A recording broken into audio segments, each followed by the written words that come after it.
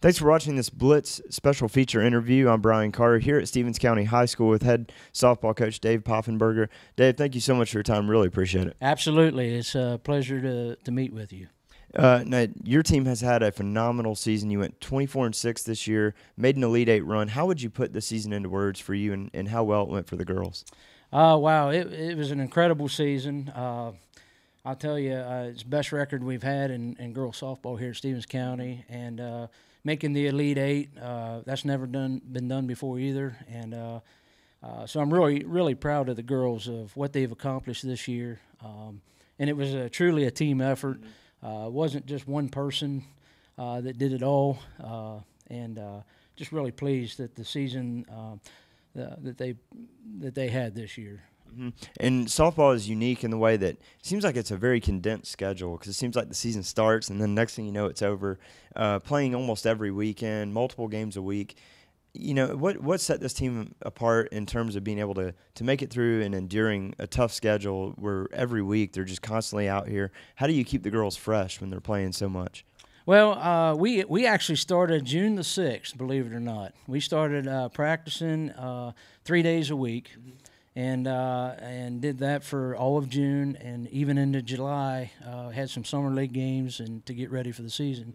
But my philosophy is you got to give some days off just to recuperate. Even though they're just high school students, they still need that time off, just like the big leaguers do, just to let their bodies rest and you know, and also mentally get ready for the next game. So so I did give them some days off, especially on the weekends. We would have 3 days off. A lot of times we'd have Fridays off, and then they'd come back out and work hard Monday and get ready for the week. Yeah, I'll tell you what, the season that Emma Whitfield had for you, unbelievable. And if you just take a look at the numbers, it's hard to get your mind around how well she did, especially in the circle.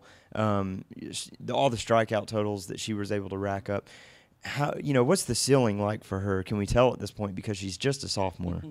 Not really. She's had several D1 schools looking at her, and I think being that she is a sophomore, they haven't made any offers yet. But her work ethic's unbelievable. She, I know, goes to Atlanta every week and takes lessons just to fine-tune her skills. She's constantly in the weight room, lifting weights, getting stronger, and just like I said, her work ethic's unbelievable. And no, we can't really see the ceiling at this point. It's going to be exciting to see what she does the next 2 years. With her work ethic combined with strength and all that, I mean, the sky's the limit. Oh yeah, she'll be breaking every record left and right too along the way. Talk about the trip to Columbus. You made it to the Elite Eight, a phenomenal feat, one that you said hasn't been done here at Stevens County before. Unfortunately, you do fall by a combined score of 3-0. So the pitching, of course, with Emma there was phenomenal. The defense seemed like it held up pretty well. But what were your overall feelings and your takeaway from losing both games but falling just 3-0? The total score there? Well, I really, it was a great experience, first of all. I think the girls learned a lot. It was a good experience for them.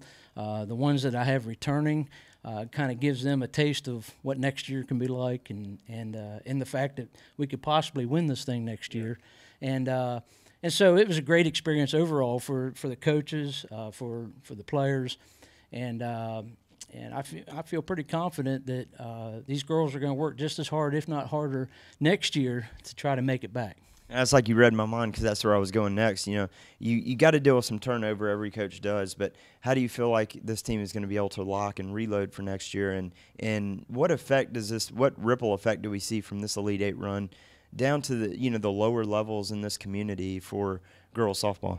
Well, I tell you what. A buddy of mine that I work with at the middle school, his daughter's in Little League right now, and just really looks up to Emma and some of the other players on the team. And the Little League program here has actually grown in girls softball, I think, and I contributed to the high school program. They're excited about playing. They're excited about – in fact, one day we had a Little League day out here, and invited the girls out onto the field, and it was a really neat day, and I'm hoping that will just spark some more interest. But as far as next year, we have some young players coming up. I had several freshmen on the varsity squad that didn't get to play much this year, but counting on them starting next year. So I wouldn't even call it a rebuilding year next year. We're gonna try to fill a couple empty spots and make a run at it again. And it never hurts that you got Emma Whitfield coming back. You got her for 2 more years, so enjoy that while you got it. Coach, thank you again so much for your time. Really appreciate it. Congrats on an incredible year, and look forward to more and even a deeper run next year for you. Well, thank you so much. I appreciate it, and looking forward to it. Yeah. Go Lady Indians, and check out our interview also with Stevens County sophomore pitcher Emma Whitfield here on Blitz.